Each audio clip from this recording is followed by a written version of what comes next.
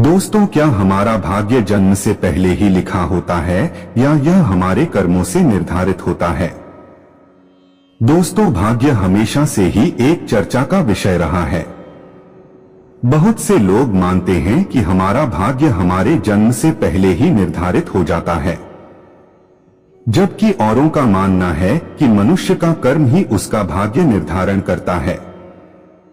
भाग्य और कर्म को समझना इसलिए भी जरूरी है क्योंकि इससे आपको यह पता चलेगा कि मनुष्य पाप कर्म अपने पूर्व निर्धारित भाग्य के कारण करता है या वह अपने कर्मों से अपने भाग्य को बनाता बिगाड़ता है।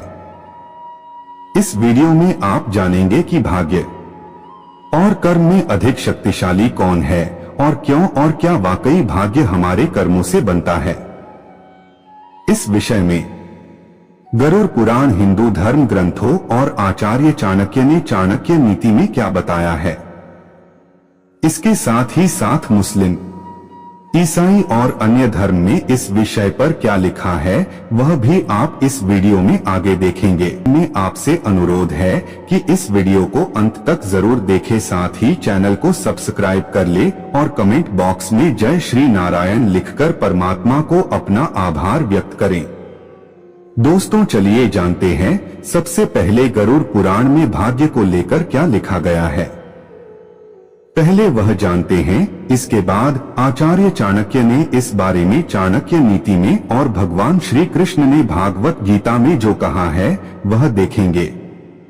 हिंदू धर्म शास्त्रों में लिखा है कि मृत्यु के बाद केवल शरीर नष्ट होता है, लेकिन आत्मा कभी नहीं मरती।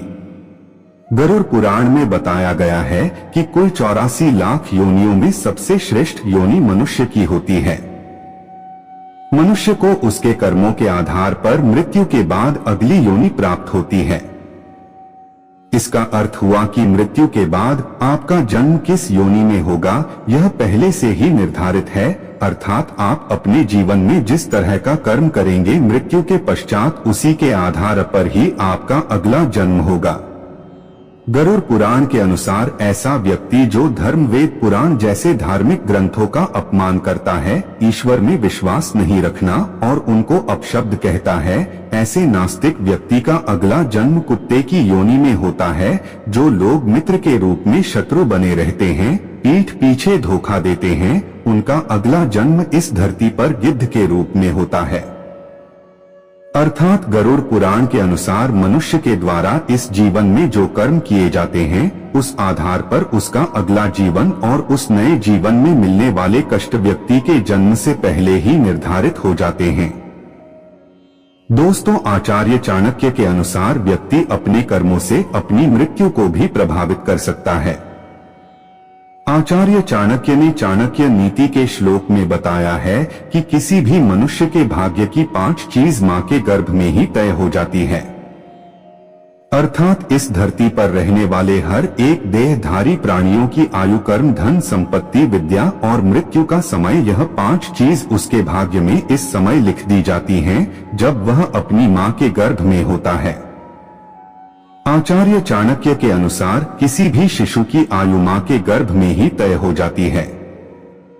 बच्चा अल्पायु होगा या दीर्घायु इस संसार में आ पाएगा या नहीं, यह सब मां के गर्भ में ही तय हो जाता है। आचार्य चाणक्य के अनुसार हर व्यक्ति को अपने कर्मों के हिसाब से सुख दुख भोगना पड़ता है। यह कर्म सिर्फ वर्तमान की नहीं बल्कि पिछले जन्म के भी होते हैं। लाखों प्रयास के बाद भी आपके अच्छे और बुरे का फैसला आपके कर्मों के आधार पर ही होता है। इस श्लोक के अनुसार मां के पेट में ही यह निर्णय हो जाता है कि बच्चों के भाग्य में धन लाभ है या नहीं, बच्चा कहां तक पढ़ेगा, विद्या ग्रहण कर ली तो उसका सदुपयोग जीवन में कितना कर पाएगा। यह सभी बातें मां के गर्भ में ही तय हो जाती हैं। दोस्तों, आचार्य चाणक्य के अनुसार मनुष्य के जीवन में लगभग 1 बार मृत्यु का योग बनता है, जिसमें 1 बार काल मृत्यु और बाकी अकाल मृत्यु होती है। अकाल मृत्यु को कर्म और भोग से बदला जा सकता है। लेकिन काल मृत्यु को बदला नहीं जा सकता। दोस्तों, अब जानते हैं कि इस विषय में भगवान श्री कृष्ण ने गीता में क्या कहा है। दोस्तों, गीता में श्री कृष्ण ने बताया है कि मनुष्य का भाग्य किन चीजों से तय होता है। कि गीता के अनुसार मनुष्य अपने भाग्य का निर्माण खुद करता है। आज जीवन के हर एक कदम पर हमारी सोच, हमारा व्यवहार और हमारे कर्म ही हमारा भाग्य निर्धारण करते हैं। हिंदू धर्म शास्त्रों में भगवान श्री कृष्ण के जन्म की एक कथा बताई गई है, जिसमें कंस के लिए एक भविष्यवाणी होती है कि उसके भाग्य में देवकी की 8वीं संतान से वध होना लिखा है। यह भविष्यवाणी सच ना हो, इसके लिए कंस ने वह सब कुछ किया जो वह कर सकता था। दोस्तों, लेकिन अंत में कंस की मृत्यु उसके भाग्य के अनुसार माता देवकी के 8वीं संतान श्री कृष्ण द्वारा ही हुई। कंस को अपने भाग्य से बचने के लिए इतना सब कुछ करने की जरूरत नहीं थी। उसे सिर्फ अपना कर्म सुधारने की जरूरत थी जो उसके अधिकार में था। अगर वह अधर्म छोड़कर धर्म के मार्ग पर आगे बढ़ गया होता तो हो सकता है भगवान न उसे क्षमा दान दे देते, लेकिन न वह अधर्म के मार्ग पर ही आगे बढ़ता गया और उन्हीं पाप कर्मों के कारण खुद ही मृत्यु को प्राप्त हुआ। दोस्तों, सनातन धर्म शास्त्रों और पुराणों के अनुसार केवल कंस ही नहीं, इस संसार में जन्म लेने वाले हर प्राणी का भाग्य जन्म से पहले ही निश्चित होता है। कोई व्यक्ति कब जन्म लेगा, क्या करेगा और अपना पूरा जीवन कैसे व्यतीत करेगा, यह सब कुछ उसके जन्म से पहले ही निर्धारित होता है। इसके अनुरूप ही उसका अगला जन्म होता है, लेकिन इसका अर्थ यह नहीं है कि हम सब कुछ भाग्य पर ही छोड़ दे, क्योंकि भाग्य भी कर्म से बदला जा सकता है। हिंदू धर्म में भाग्य को प्रारब्ध कहते हैं। प्रारब्ध का मतलब है कि हमारा वर्तमान जीवन पिछले जन्मों में संचित किए गए सकारात्मक या नकारात्मक कर्मों का फल है। हिंदू पुराण कहते हैं कि हमारा भाग्य हमारे पिछले कर्मों से बनता है, परंतु यही भाग्य वर्तमान कर्मों से भी प्रभावित होता है। इसलिए हमें अपने कर्मों को सुधारने का प्रयास करना चाहिए और साथ में अपने भाग्य को भी स्वीकार करना चाहिए। जो अपने कर्म पर अपने भाग्य से ज्यादा विश्वास करता है, ईश्वर उनके कर्म को ही नीति में बदल देते हैं। दोस्तों, इस दुनिया में कर्म को मानने वाले लोग कहते हैं भाग्य कुछ नहीं होता, और भाग्यवादी लोग कहते हैं किस्मत में जो कुछ लिखा होगा वही होकर रहेगा। पर क्या आपने कभी सोचा है कि कर्म और भाग्य में श्रेष्ठ कौन है? भाग्य और कर्म में से कौन ज्यादा महत्वपूर्ण होता है? यह एक बहुत ही विवादास्पद और व्यक्तिगत प्रश्न है। दोस्तों, भाग्य और कर्म को अच्छे से समझने के लिए पुराणों में एक कहानी का उल्लेख मिलता है। एक बार देवर्षि नारद जी बैकुंठ धाम गए। वहां उन्होंने भगवान विष्णु का नमन किया। नारद जी ने श्रीहरि से कहा, प्रभु, पृथ्वी पर अब आपका प्रभाव कम हो रहा है। धर्म पर चलने वालों को कोई अच्छा फल नहीं मिल रहा, जो पाप कर रहे हैं उनका भला हो रहा है। तब श्रीहरि ने कहा, ऐसा नहीं है देवर्षि, जो भी हो रहा है सब नीति के जरिए हो रहा है। नारद बोले, मैं तो देखकर आ रहा हूँ, पापियों को अच्छा फल मिल रहा है और भला करने वाले, धर्म के रास्ते पर चलने वाले लोगों को बुरा फल मिल रहा है। भगवान ने कहा, कोई ऐसी घटना बताओ। नारद ने कहा, अभी मैं एक जंगल से आ रहा हूं। वहां एक गाय दलदल में फंसी हुई थी। कोई उसे बचाने वाला नहीं था। तभी एक चोर उधर से गुजरा।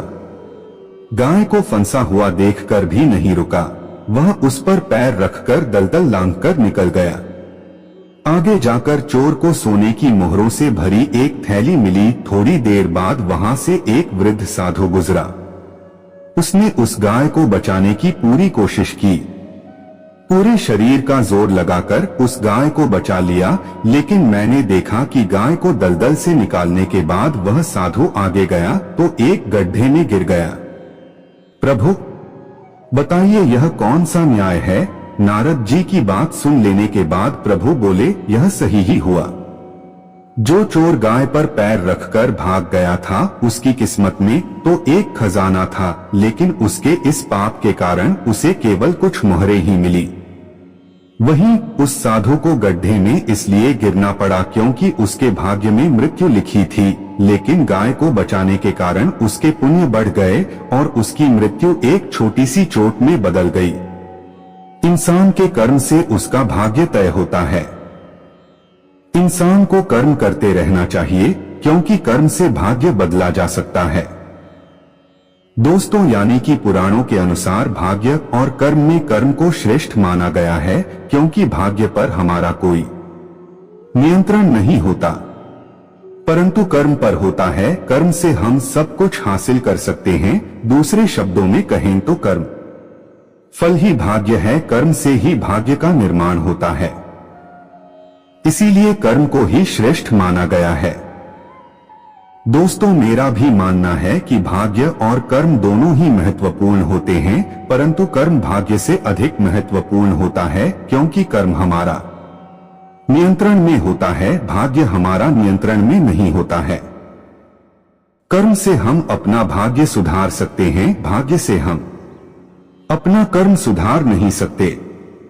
यदि आप कड़ी मेहनत करके सफल होते हैं तो वह भी आपके कर्म के कारण ही होता है, यानी आपको कर्म करते रहना होगा। लेकिन अगर आप सब कुछ भाग्य पर छोड़ देंगे तो आप कभी सफल नहीं होंगे। दोस्तों, भाग्य और कर्म पूरी तरह आपसे जुड़ा होता है। तो दोस्तों, अगर आपको यह जानकारी अच्छी लगी हो तो इसे एक लाइक जरूर कर दे, साथ ही इसे अपने मित्रों बंधुओं के साथ शेयर जरूर करें। और हाँ दोस्तों, आपके अनुसार कर्म और भाग्य में कौन बड़ा होना चाहिए, हमें कमेंट में जरूर बताएं। जय श्री कृष्ण।